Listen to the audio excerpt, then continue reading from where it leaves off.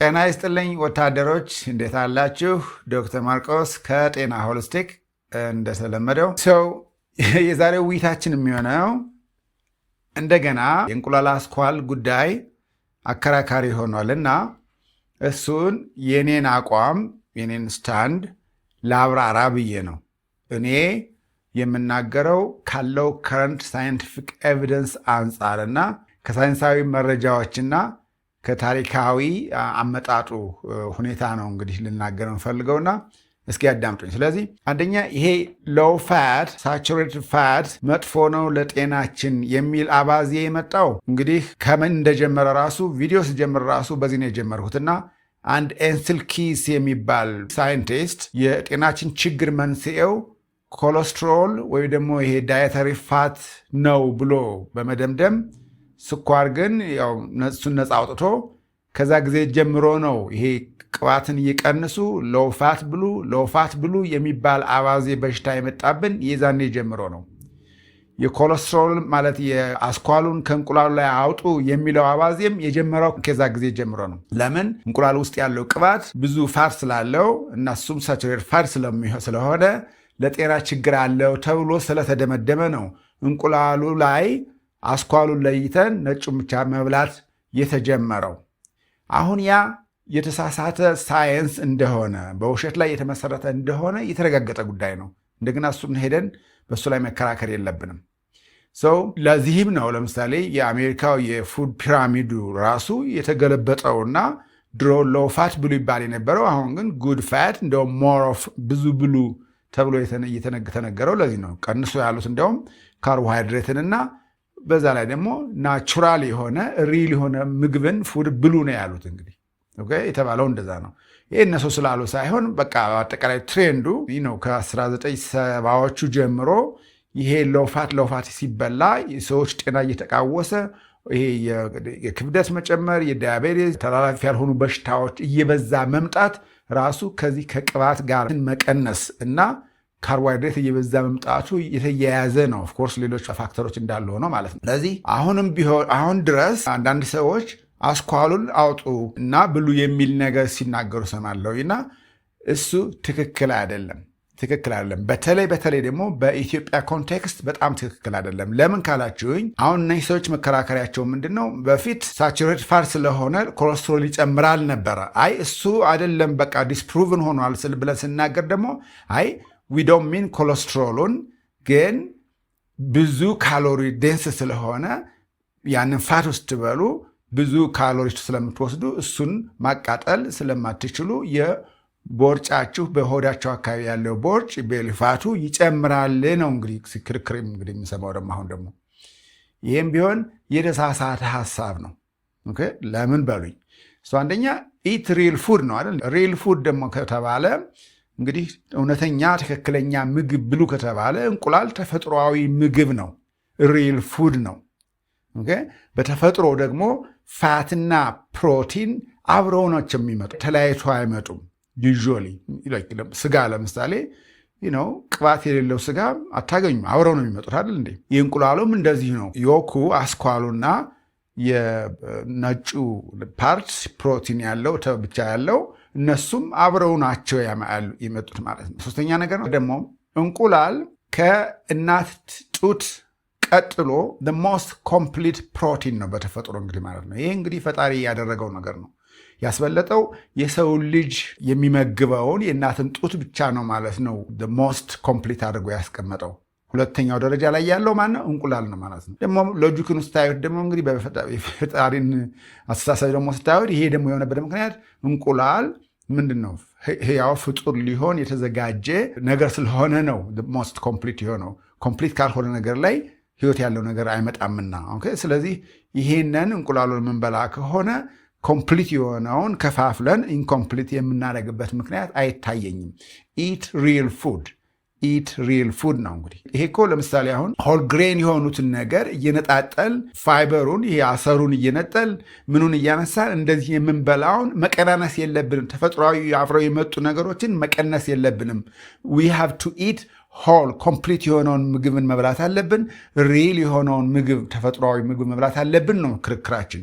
እንቁላሉም ኤግዛክትሊ ሴም ወይ ነው ነው ሪል እንቁላል ፉድ ነው መብላት ያለብን ማለት ነው።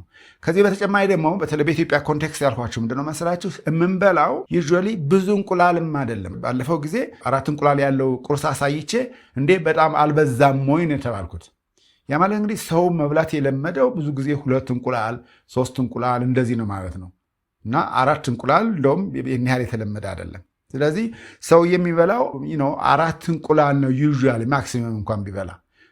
ከ4 እንቁላል ላይ ደግሞ ያለውን ኒውትሪሽን ቀንሰን 2ቱን ይህንን ነጩን ብቻ 2ቱን አስኳል ብቻ እያል የእንቁላል ውስጥ ያለውን ይሄ ኮምፕሊት የሆነ ኒውትሪሽኑን የምንከፋፍል የምንበጣጥስበትና የምንለያይበት ምክንያት አይታየኝም። ከጥቅሙ ጉዳቱ ነው የሚሆነው። እንግዲህ ካሎሪ ደንስ ነው ነገሩ አይደል እንዴ? ካሎሪ ደንስ ነው። ካሎሪ በጣም ስለሚበዛው እሱ ያስወፍራችኋል ወይ ደግሞ ዌት ሉዝ እንዳታደረጉ ይከለክላችኋል ነው ክርክሩ አይደል እንዴ? ግን አንደኛ ካሎሪ ደንስ ቢሆንም እንኳን ካሎሪ አለው ከፋት ሁሌም ቢሆን ፋቱ ያለበት ፓርት ነገር በሙሉ ካሎሪው ደንስ የሆነ ነገር ነው። ግን ከዚህ ከእንቁላሉ ጋር የሚመጣው ካሎሪ ግን ፕሮቲኑና ፋቱ አንድ ላይ ግን ካሎሪ ደንስ ቢሆንም እሱን ለይተን ባወጣን ጊዜ የመጥገብ ስሜቱንና እንደጠገብን የመቆየት ስሜቱን ይቀንስብናል። ለምን? አስኳሉ ወጦ ፋቱ ወጣ ማለት ነው። ነጯ ፓርት ብቻ ነች የበላናት፣ ያ ፕሮቲኑ ብቻ ነው ማለት ነው። ፕሮቲን እንደ ፋት እንደ ዮኩ እንደ አስኳሉ ቅባትነት ስለሌለው ጠግበን የመቆየትን አንደኛ ተሎ የመጥገብ ስሜትን አይሰጠንም፣ ሳቴቲ የሚባለው ነው። ሁለተኛ ደግሞ ጠግበን የጠጋብ ስሜት እንዳገኘን የመቆየት ሁኔታውን ይቀንሰዋል። ለምን? ፋቱን ስላወጣ ነው ማለት ነው። ያ ከሆነ ደግሞ እዚህ ጋር ካሎሪ እናድናለን እንቁላሉ ላይ ብለን አስበን ከዛ በረሃብ ምክንያት ቶሎ ስለምንራብ እንደገና ደግሞ ቶሎ ስለማንጠግብ ፋቱ ሲወጣ ምን እያደረግን ነው ማለት ነው?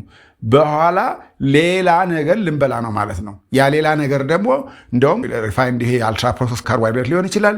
ያው ሲርበን ብዙ ጊዜ የመምረጥ አቅማችን ሁሉ እየቀነሰ ነው የሚሄደው። ሰው የራበው ሰው ያገኘውን ይበላልና። ስለዚህ እኔ የምመርጠው ይሄ ኒውትሪሽን ደንስ የሆነውን ካሎሪ ደንስ ቢሆንም ግን በኒውትሪሽንም ደንስ ነው። ምክንያቱም ፕሮቲንም አለ፣ ኮምፕሊት ፕሮቲን እናገኛለን፣ እንደገና ፋትም እናገኛለን።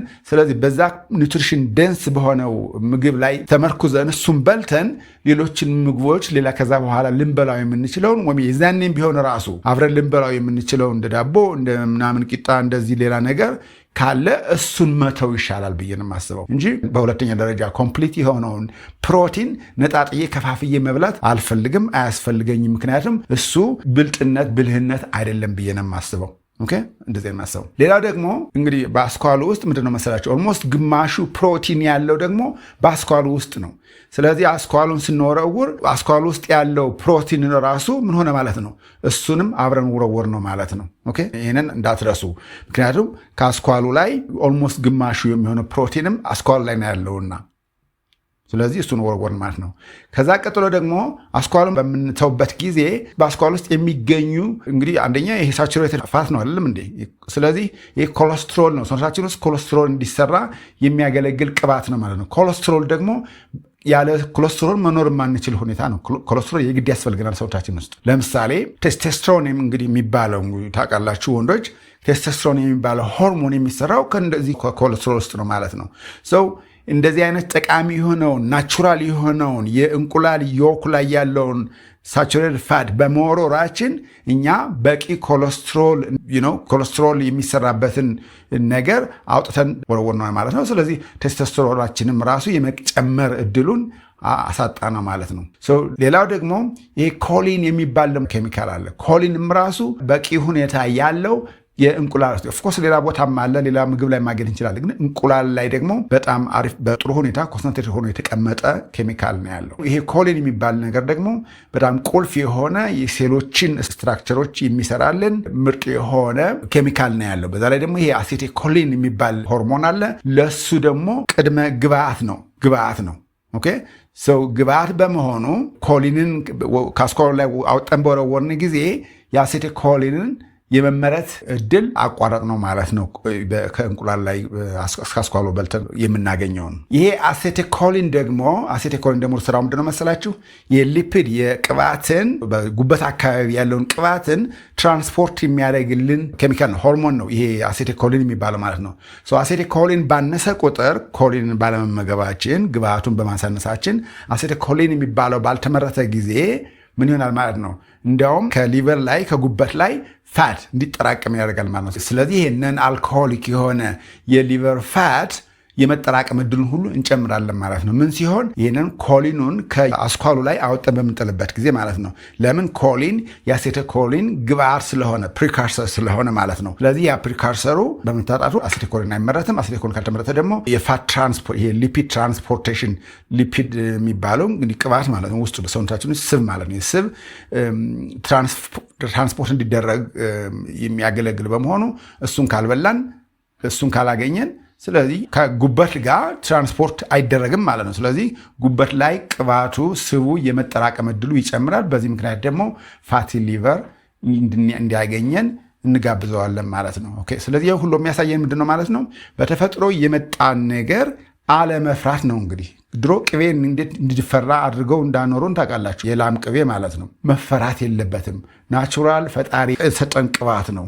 በፋብሪካ ፕሮሰስ የተደረገ አልትራ ፕሮሰስ የተደረገ የተበጣጠሰ የተለያየ የተቀመመ የላቦራቶሪ የተቀመመ ነገር አይደለም። መፈራት ያለበት እሱ ነው። ይሄ ዲኤንኤያችን የማያውቀው በኢቮሉሽን ሁሉ የማናውቀው ከ100 ዓመት በፊት የመጡ የላቦራቶሪ ውጤቶችን ስንበላ ነው ችግሩ እየመጣብን ያለው እንጂ እነ ቅቤን እነ እንቁላልን ስብን ጮማን ምናምን ነገር ጮማ ናቹራሉ ጮማ ከሆነ ማለት ነው። አሁን ጮማዎቹ ደግሞ እየተበረዙ እየመጡብን ነው። ግን ይሄ ናቹራሉ ተፈጥሯዊ ጮማ ሳር በልቶ ምን ብሎ ያደገው በሬ በግ ፍየል አይነት ስጋ የምንበላ ከሆነ እሱ ወላጆቻችን አያቶቻችን ቅድመ አያቶቻችን ሲበሉ የኖሩትና ምንም ሳያስቸግራቸው የኖረው የተፈጥሮ ምግብ ነው፣ እንቁላልን ጨምሮ ማለት ነው።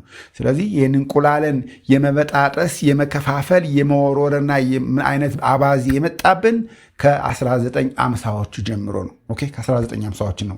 ያ ማለት የምን 100 ዓመት እንኳን አልሞላም ማለት ነው። 70 ዓመት ምናምን ነገር በተለይ ደግሞ ከ1970ዎቹ በኋላ ኦኬ። ስለዚህ ይሄ የእንቁላልን አስኳሉን አውጥቶ መጣል አባዜ ይቅርብን። ምናልባት እንግዲህ ላይክ 8-10 እንቁላል የምትበሉ ሰዎች ካላችሁ ሜይ ቢ that is going to be ቶታሉ ሲደመር too much ካሎሪ ሊሆንባችሁ ይችላል። ምክንያቱም in the end ሉዝ የምታረጉት ቶታል ካሎሪው በሰውነታችሁ ያስገባችሁት በቀን ውስጥ ሲቀነስ ቶታል ካሎሪ ያስወጣችሁት ሲቀነስ እሱ ያነሰ ከሆነ ነው እንግዲህ ሉዝ የሚደረገው። 10 እንቁላል የምትበላ ከሆነ ሜቢ too much ሊሆንብህ ይችላል።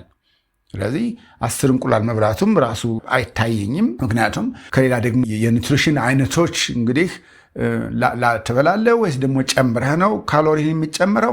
አይ ሃቭ ኖ አይዲያ ምን አይነት 10 እንቁላል በመብላት ፕላን ምን አይነት ሊሆን እንደሚችል ማለት ነው። እኔ የማስበው የተመጣጠኑ ምግቦች ከተለያዩ ምግቦች መብላት ግን ይሄ እስከ 4-5 እንቁላሎች ሲበላ ግን እንዳለ መብላት። ምክንያቱም ከ4 እንቁላል ላይ ለምሳሌ ካሎሪ የሚገኘው ወደ 220 ካሎሪ ነው። 220 ካሎሪ ደግሞ በቀላሉ ታጠፉት የምትችሉት ነገር ነው። በቀላሉ ሊጠፋ የሚችል ነገር ነው። ግን በዛ በ220 ካሎሪ ላይ የምታገኙት የፕሮቲንና የፋት ኮምፖዚሽን ግን ምርጥ ነው። ኮምፕሊት ነው። ተፈጥሮ የሰጠን ነው። ፈጣሪ የሰጠን ነው። ኮምፕሊት አድርጎ ሞስት ኮምፕሊት ከእናት ጡት ወተት ቀጥሎ ማን ነው ማለት ነው? እንቁላል ነው። ስለዚህ እሱን መበጣጠስና መከፋፈልና መተው አያስፈልገንም ብዬ ነው የማስበው። ካስፈለገ ከሱ በኋላ ወይም ከሱ ጋር የሚበላውን ነገር መቀነስ። በዳቦ የሚበላ ከሆነ ዳቦውን በጣም መተው፣ ያለዛ ደግሞ መቀነስ ነው።